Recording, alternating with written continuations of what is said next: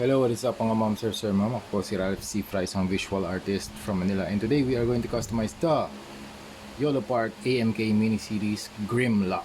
Thank you again YOLO Park for sending this to me for unboxing, review, and customization. Tagal zoom out natin na konti.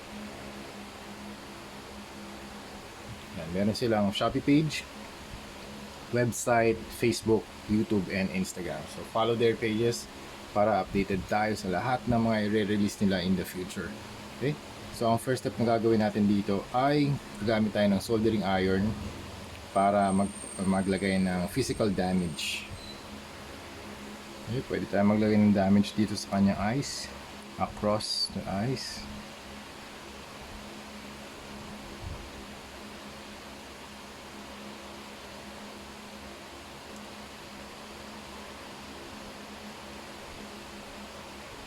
Okay.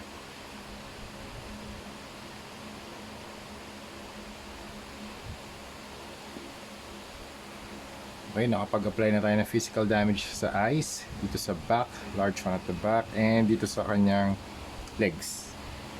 Ang next na step na gagawin natin, mag-apply tayo ng Boss Knee number 191 flat clear dito sa action figure, or sa model kit pala.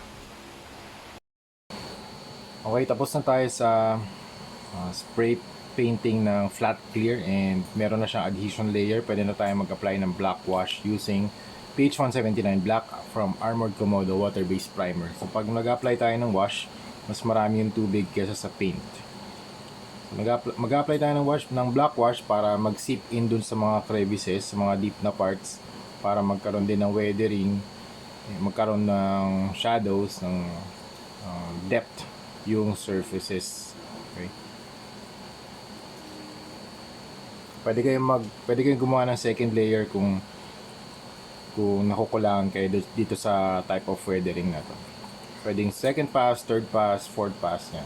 Tapos kung merong excess, pwede nyo na punasan agad ng tissue paper. Okay, something like this. Okay? After the black wash, mag-apply tayo ng Vallejo Metal Color Silver 77.724 Plata para naman sa dry brushing. Okay, try natin dito kay Grimlock. Yung silver dry brushing natin. Usually kakapit yan sa mga edges. Yan.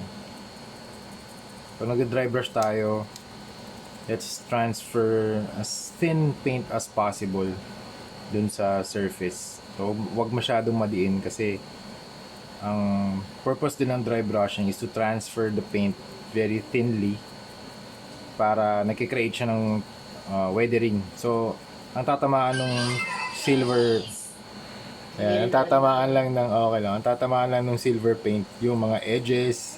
Yan, kaya mas nagkakaroon siya ng parang die cast. Ano, parang metal na yung look niya. Yan. Yan, lalo na sa head, ayan. Gagawin natin yan sa buong katawan, okay? After ng dry brushing, pwede tayo mag-add ng detailing using Vallejo Metal Color Acrylic Gold Color. Oro 77.725 gold. And since medyo dark yung kanyang yung black wash natin, pwede natin balik yung gold. Yan, balik lang natin ng konti. Dry brush lang natin. Kung sa tingin nyo very dark yung na-apply nyo na black wash, pwede naman nating dagdagan ulit ng highlights using gold paint.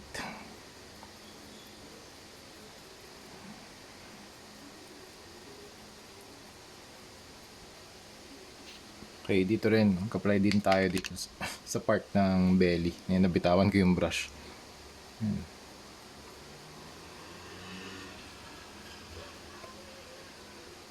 And then dito sa kanyang pipes, mag-apply tayo ng dry brush naman ng red. Balik lang natin yung red na color ng pipes kasi natabunan na siya ng silver na dry brush. Yan.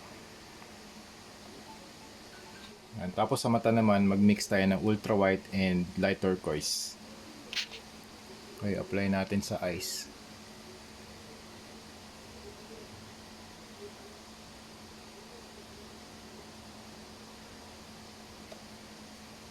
And then after that, we can also add gold for additional details like the rivets. Yung maliliit lang naman. So Malilit na parts para mayroong konting color separation or added na contrast.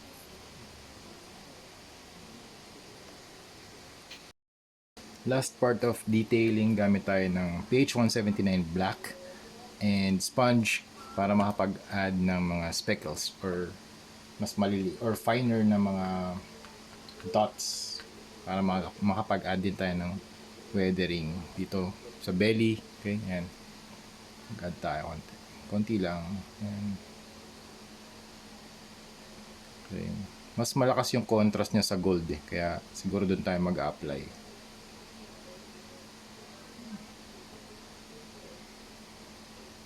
Pwede rin naman sa silver. Teka, tingnan natin. You can go with the arms, body. Okay.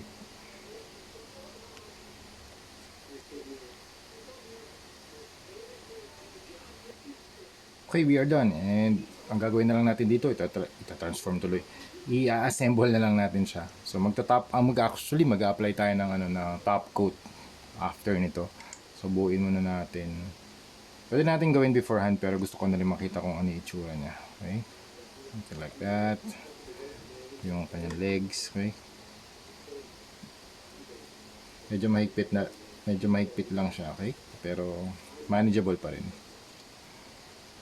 Okay, tapos yung tail and then yung head. Very simple lang yung assembly nito kaya super friendly din sa mga kids kung gusto nila maglaro. So this is it mga mom sir, tapos na tayo mag-customize ng Grimlock. You can have him posing, medyo limited lang talaga articulation pero maganda siya for display kasama si Optimus Prime. Si Optimus Prime tsaka si Megatron. Tapos na tayo mag-customize ng Megatron. Actually tatlo na pala. Tatlo na yung natapos natin. So, meron pa tayong tatlo na lang yung pending natin, okay? So we have Grimlock, Megatron, Optimus Prime. We are done. Thank you again, Yellow Park, for sending this to Ralph Cifra Toy Customs for unboxing, review, and customization. Okay? So yun lang. Thank you very much for watching and see you sa next video. Bye-bye!